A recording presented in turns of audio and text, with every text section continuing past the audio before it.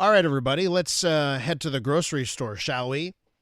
Ça sent le barbecue, huh? Looking at the weather today, 12 degrees, a mix of sun and cloud. Oh, we're so close, right? I think many of you, 12 degrees, sunny. I'm out there in the back patio doing a barbecue today.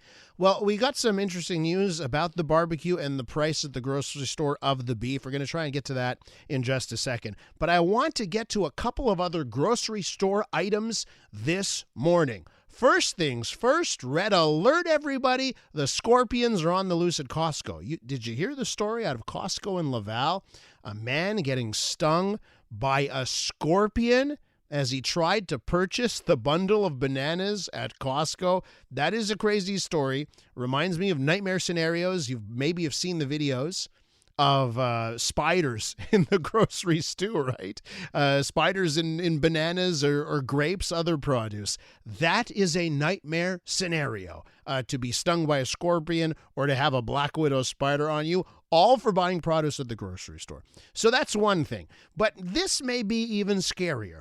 Heading to the grocery store and walking in to try and buy your steak or your hamburger or your all-beef hot dogs, and finding the price go through the roof. Be prepared for a shock this summer in Quebec, as the price of beef could rise between 25 and 45%. Let's go to Sylvain Charlebois. You know him and love him as the food professor over at Dalhousie University, and he's on the line. Hi, Sylvain. Hey, how you doing? I'm doing well. But geez, between the scorpions and the bananas and 50% more expensive hamburgers, I don't know what to do at the grocery store, Sylvain. What about you? Well, it's complicated, of course. If you're not into scorpions, you can opt for pork maybe or chicken. Yeah, those products are more affordable than beef. And I mean, what's going on with beef essentially is that droughts are really impacting our ranchers' ability to feed cattle. Essentially, it's been like that for several months, and so. Inventories are extremely low both in Canada and the U.S., and so prices are increasing, essentially, at farm gate, and that's going to catch up to us probably around April or May. So we are expecting a huge bump, similar to what we saw back in 2014. If you remember, in 2014, beef prices went up 30% in a month. It was really scary. In fact, it was so dramatic that a lot of people just gave up. They just walked away from beef and started to buy something else. And since then, beef has never really recovered. And that was 10 years ago. Well, let me tell you something, a story out of personal experience. Now, I recently stopped buying bananas at Costco, go figure. But but one thing I continue to buy at Costco, and I absolutely love it. They have this triple pack of 600 grams of organic grass-fed ground beef, okay? And I've been a big purchaser of that. I find it makes hamburgers amazing. It makes recipes amazing. I just love this organic grass-fed ground beef. And I used to buy it. This is a few years back. I could swear it was $24 for the 1.8 kilograms, okay? And it's pricier than normal ground beef, but I felt it was worth it because it tasted so much better. I just bought it again. It's up to $36. And, not bad, right? But not bad. But it's still it's 50% more expensive over the last few years, and I wonder how much more the market can take. Because if I go back and it's 40 or it's 42 or 44, I'm going to have to stop at a certain point. You know what I mean? Yeah, that's the thing about some of these products, and I know. Some people feel climate change, our discussions about climate change are overdone, but climate change, I mean, yes, it is. Climate change is unpredictable, but it's actually making our prices way more volatile.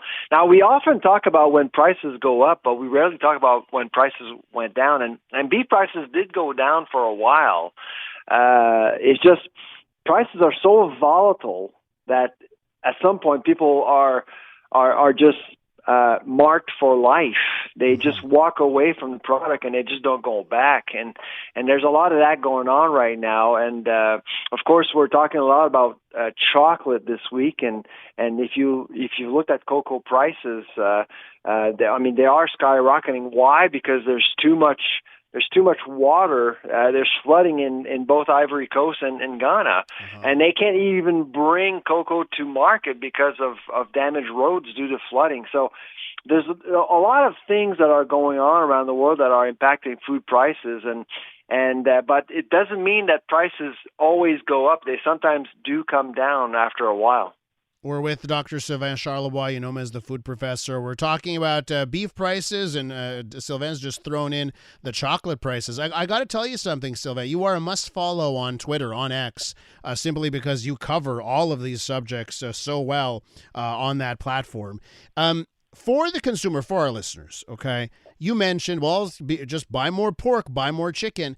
But is there another way around? Let's say you love your beef. It's barbecue season, for crying out loud. Yeah. What are the tips and tricks? Maybe it comes to different cuts of beef, or how do you get the most bang for your buck when it comes to buying cattle? Pretty simple. Just go out, leave the island, go into Eastern Townships, make friends with a rancher, and buy a side of beef and a new freezer.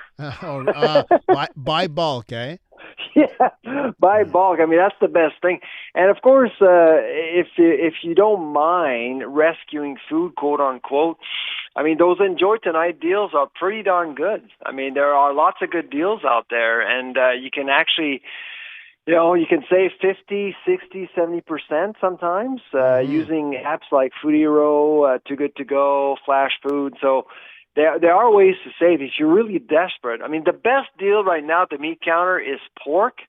Second is chicken. And by the way, some people think that, say, chicken breasts are very expensive. Right now, in some stores, chicken breasts are cheaper than before COVID. Wow! If you can actually, so how do you explain some people that? Don't believe it, but it's actually true. And I've seen some crazy great deals on chicken. How do you explain that? There's one thing that actually has bucked the trend and is now cheaper than before COVID. What is it? Well, yeah, but how do you explain it? Like, what's your explanation? Well, basically, it's just cycles and stability. I mean, we do have supply management in Canada. We talk about dairy, but supply management also affects chicken, poultry, and eggs. And so if there is one thing that actually is helping consumers is production stability. And that has allowed retailers to offer some cuts, some poultry cuts, and offer them at a decent price, stable prices. Right now, like, for example, look at egg prices in Europe and the United States. They're skyrocketing because of Easter. In Canada, prices are steady. Stable. And there are no shortages as well. So there are some really positives about supply chains, supply management, despite, the negatives, of course. Yeah. Oh, and let me just echo one thing you said, Sylvain, because we had one of the bigwigs at Food Hero, the app, as you mentioned Food Hero just a few moments ago. We had them on 1 or 2 weeks ago, and I had opened up the app, and I just opened it up here again. And it was amazing because, I like a good steak, but I find the prices now at the grocery store are so outrageous. And, it was 50% off, using the Food Hero app. So there are ways for consumers to, still snag those deals if they're willing to do a couple of extra steps. Yeah, no, exactly. And so it's important not to panic. And we actually did a survey 2 weeks ago, okay? We asked 8,000 Canadians, how much do you think food prices have gone up since the start of COVID back in March of 2020? And the average answer we got was 78%. Okay. 78%. Yeah. Now, if you actually look at the data, all food categories combined, the actual answer is 23%. Wow. So a lot of people out there are thinking that food prices have gone way up compared to what actually happened. And that's a big problem. Yeah, because perception is everything at times, right? And the perception is, like you mentioned, a 78% jump when it's really a third of that. Okay, exactly. Sylvain, listen, we got to leave it there. It's always a pleasure. Thanks so much. Take care. Bye-bye. That's Dr. Sylvain Charlebois, Senior Director at the Agri-Food Analytics Lab at Dalhousie University.